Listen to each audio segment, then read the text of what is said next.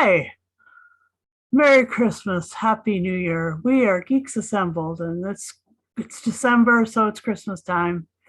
And the movie that we have chosen to watch together was a movie called The Christmas Candle, and from a book by Max Lucado, who is or Lucado.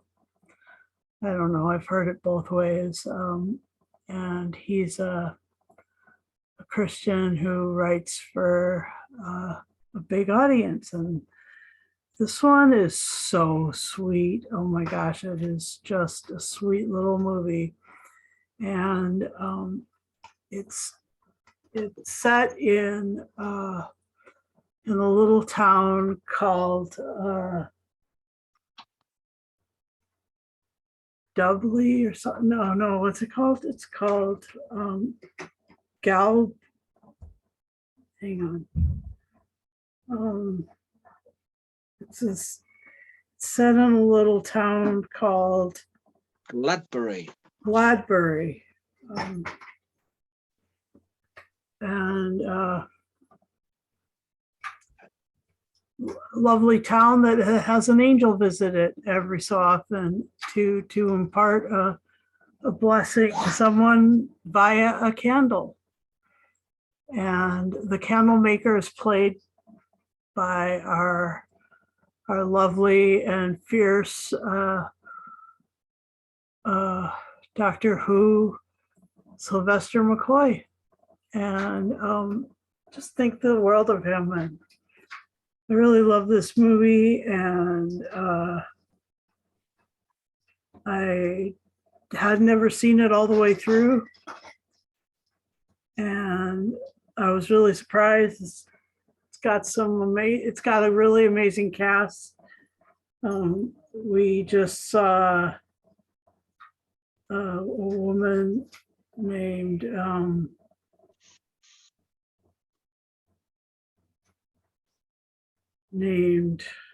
what's her name? Let me see. Barbara Flynn in the latest Doctor Who episode. She plays Tech Daeun, and so there's a lot of Doctor Who connections to this, and also to the world of Winterbottom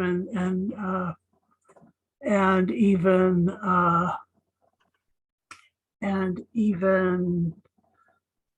Robert Carlyle, because James Cosmo is in this, and James Cosmo is in a lot of stuff with him, and so it's a really good story. And I'd like to know what Lee's opening thoughts are about Christmas Candle. Yes. It's a quaint little movie, but it's not one that I would go back and rewatch. As you say, it's got an awesome cast. As you say, you've got James Cosmo. Anything with him in it is worth watching. True. You've got John Hannah. I was surprised to see John Hannah in this. John Hannah. That was also good. As you say, Barbara Flynn, which I know Barbara Flynn from loads of other stuff on British TV. And you've got Hans Matheson. I was watching this and I'm thinking, I know his face from somewhere. And then it came to me, I'm positive he was one of the bad guys in the recently reviewed Sherlock Holmes movie we did. Yeah. I was just trying to place his face, and it came to me in the end. And to be honest, he's the most, and he's the most, for me, I didn't like the character, to be honest. I thought he was a horrible man.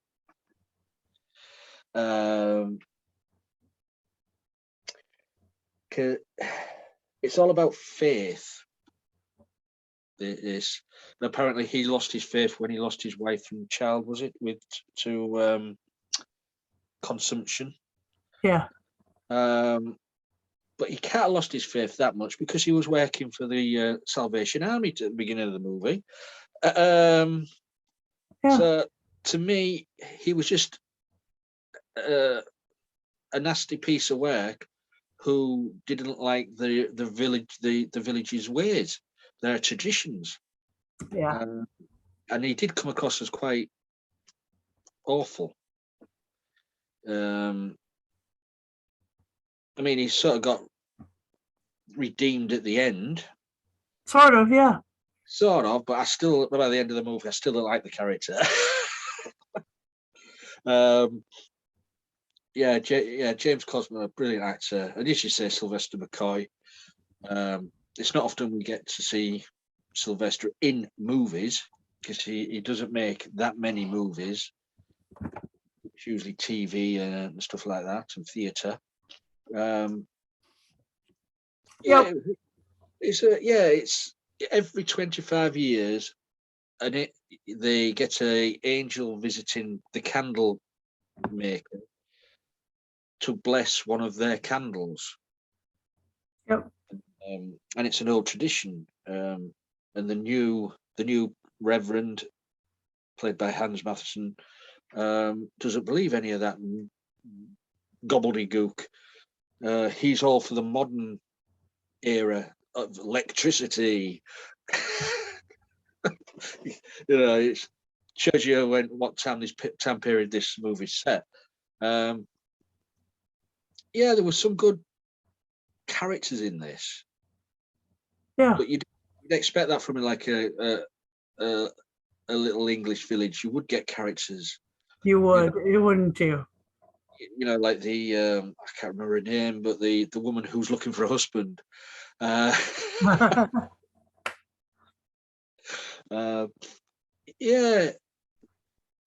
for what it was, I enjoyed watching it. I do reckon, it's a nice little Christmas tale, but I would say there's far, far better Christmas movies out there with the same sort of message. Yep. But it's still enjoyable. I mean, I'd never heard of this movie before. So this is, for me, was, first time seeing it. So, yeah, that's my little opening thoughts. Okay. All right. Well, the interesting thing, one of the interesting things about this movie is that it basically introduces us to the acting stylings of Susan Boyle, and she's not a real actress, and she definitely not.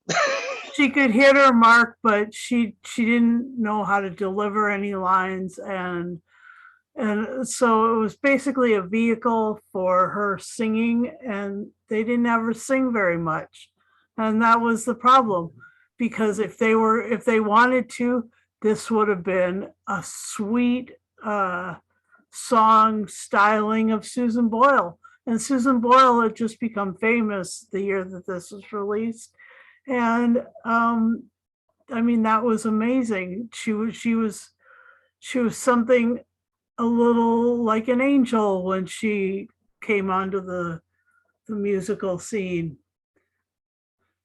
So I guess that because of her super fame, they just added her in and shoehorned her in, yeah. And she played the wife of the guy of that James Cosmo played, Herbert's wife Eleanor, and there was a little boy who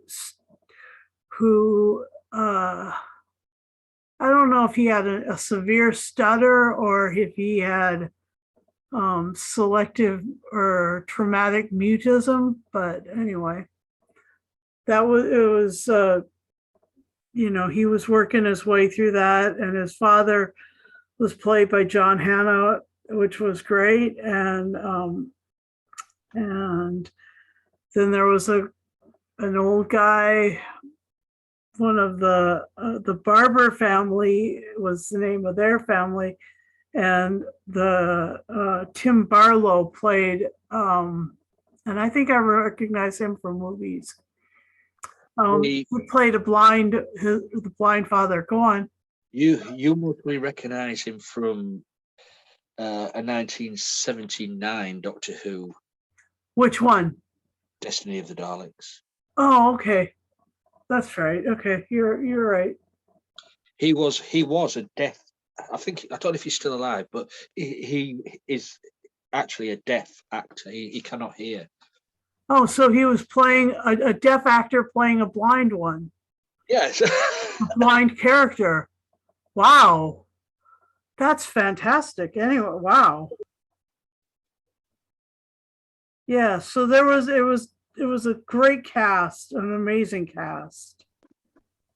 There were so many good people in it, and yeah, the woman that Lee was referring to, who was looking for a husband, was played by um, Victoria Bewick, I think it was her name, and then uh, and then there was a Salvation Army brass band. Um, I really liked it, and my favorite moment has to be what I'll wait. I'll let Lee go first because there are some cute moments. Anyway, what's your favorite moment or stuff you didn't like? Stuff I didn't like was Oh Susan Boyle. no. Susan Boyle, she was just so out of place. As you said, she just couldn't. And I noticed as well, every time she was in the scene with a speaking part, that she only said about 2 or 3 words. Yeah, because she wasn't good at it. Yeah, that's what I mean. And it was so obvious. It's what I mean. It came across so obvious that she wasn't good at it. So Yeah. that, I didn't like that every time she was in the scene, and it was a bit of a mismatch of a marriage for Susan Boyle and James Cosmo. Yeah. It didn't really gel for me. Yeah. But I did like the part where when the candlestick maker and his wife lost the Christmas candle. It rolled under the cabinet, and panic stations. What shall we do? We'll give everybody in the village a candle. I mean, goodwill, good gesture, and this is why I didn't like the Reverend, because he went out of his way to ruin the candlestick maker's reputation, and ruin his business by installing electricity in the church. Yeah. And also, as well, in doing so, killed James Cosmo's character because he had a heart attack because it was burning his father's altar because everything blew up. Yeah. So, a nasty piece of work, this Reverend Richmond. Yeah. And and you would think that a Christian movie wouldn't make such a horrible menace out of a preacher. Out of the lead who's playing a preacher. Out of the preacher. Yeah. I mean, you'd think that they would If anything, I'd have thought it would have been the candlemaker's son who might have been the villain of the piece. Yeah. Because he was all for electricity. He was doing the electrical company. Yeah. He was the one who kicked the young girl out at the beginning of the movie because she would become pregnant with his child. We found out during the movie. Right. So you thought, but no, it was the preacher what was the main antagonist. It was, and that was a strange decision. It was, yeah. They said that didn't gel with me, and the character didn't really. I didn't warm to the character at all. Yeah. Yeah, it was. I mean, so it was good to see Barbara Flynn in this as Lady Camden and John Hannah doing his bed acting illness. Yeah. But yeah, that's some of my favorite moments. Yeah, my favorite moment is when they lose the candle and they give a candle to everybody in the village. Yeah. I thought that the real heroes of this were the Haddingtons, the Candlemakers. I thought that they were, and their son that eventually, would come around eventually. But yeah, Yeah. because that candle, that little magic candle was going to change his whole life anyway. I think that that's really there's a lot of hope there at the end. But and then the fact that electricity didn't end up being a demonic presence, it just, if you were new at it, you shouldn't add it to a church that could burn like that. That was incredibly short-sighted and stupid and stuff. And what are you gonna do? The it was. I just thought that Sylvester McCoy was so endearing as Mr. Haddington. I just, like, my heart was just like, whoa, he's amazing. Yeah, I really like him in movies, and he doesn't do very many. He does a lot of theater and a lot of audio and a lot of stuff for television, but he is spectacular at movies, and I just think the world of him, and so I really love this the story, and because it shines so much with him. Even if the rest of the cast was not even there, the story of Haddington giving everybody in the village a candle with his wife was so sweet. And yes, there were issues with other things. I didn't like the decision to make the preacher such a trip. He just wasn't compassionate. He wasn't thoroughly. He was a religious preacher. He was just a religious guy, and that was weird. Yeah, you can look to the future. Yes, all that stuff is important. But if you're just going to be religious, you might as well, check it in. Because, I mean, as a revivalist myself, I look for miracles, signs, and wonders. And I know Max Lucado doesn't speak about miracles, signs, and wonders much, but I think that's the essence of being imbued with God, is that you get to have other people share the experience of God in these things, and when he sends angels to do these things, that's a pretty significant, like, move. So yeah. Also as well, he was the new kid on the block. He was, he came by because Lady Camden wanted him there because she knew he was a good preacher.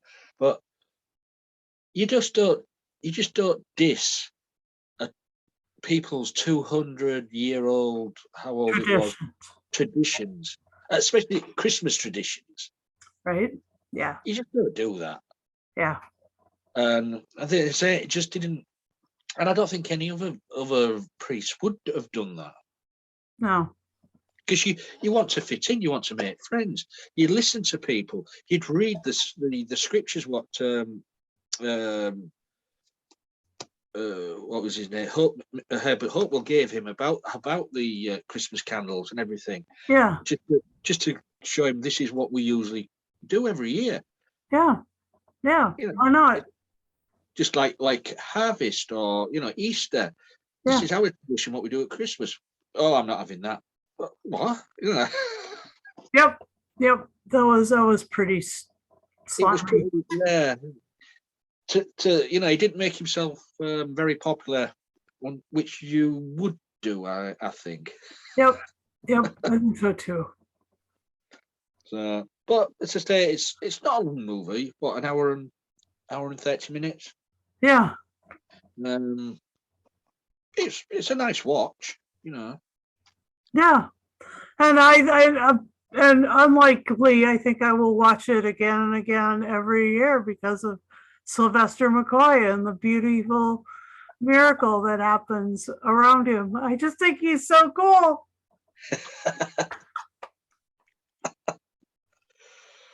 Well, and also as well, the ending of the movie, I thought was a bit cringy. With the credits rolling, and they're all in the church singing, Yep. singing to camera. I thought, oh no. Yeah. Yeah, But that was to, have Susan sing.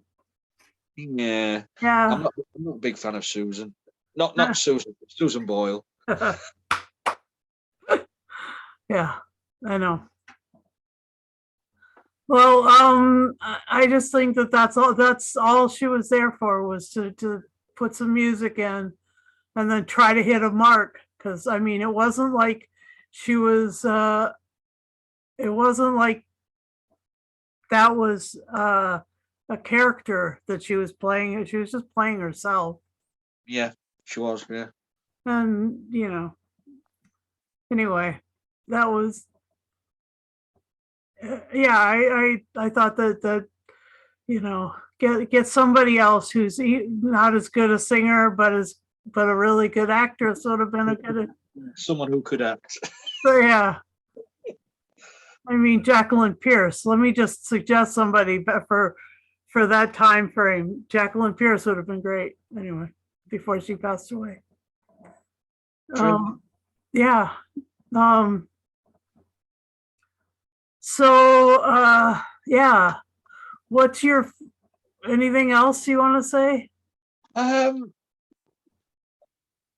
mean, I did like the inclusion of the modern technology. The steam car was brilliant. They come chugging into the village, smoke everywhere. I did like that. Yeah. And this new fangled thing called electricity, where all the village is shocked.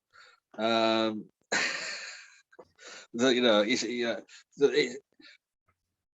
love to have been around at that time when all this was happening. All these inventions were happening, because everybody, as it was showed in the scene in the church when he put the lights on.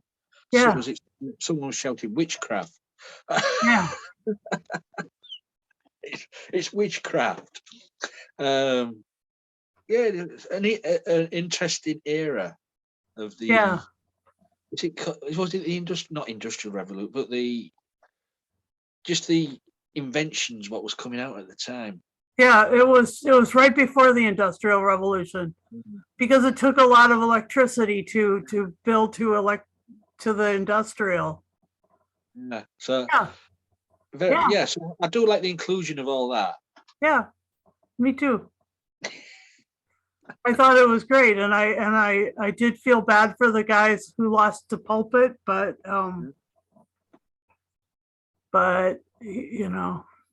As I said, it's a quaint little Christmas tale. I mean, yeah, people must really love it. If they love everything Christmas. I mean, I love everything Christmas. yeah. But if they love Susan Boyle too, they might actually love this all the way through 100%. They may actually get behind it 100% and find it. Yeah. Yeah. Don't get me started, Susan Boyle. Yeah, I'm not. I am a fan of her singing. I really did like. I thought that she was, absolutely gorgeous in the Britain's Got Talent. You see, I'm not a fan of them type of shows. I'm not a fan. No, nor am I. I don't watch any of them, but I did watch her because they were like, you will be surprised when you hear what this woman, or what you see with this woman. I agree with you, but as we've said, she shouldn't have been in the movie. She shouldn't be in movies. She should just unless she gets a lot of acting, help classes. Yeah, if she hones a craft. I mean, in this, she was with people who'd honed their craft for 55, 60 years. That's what I mean. You James Cosmo, John Hannah, Sylvester McCoy, Barbara Flynn, and Susan Boyle. Barbara Flynn.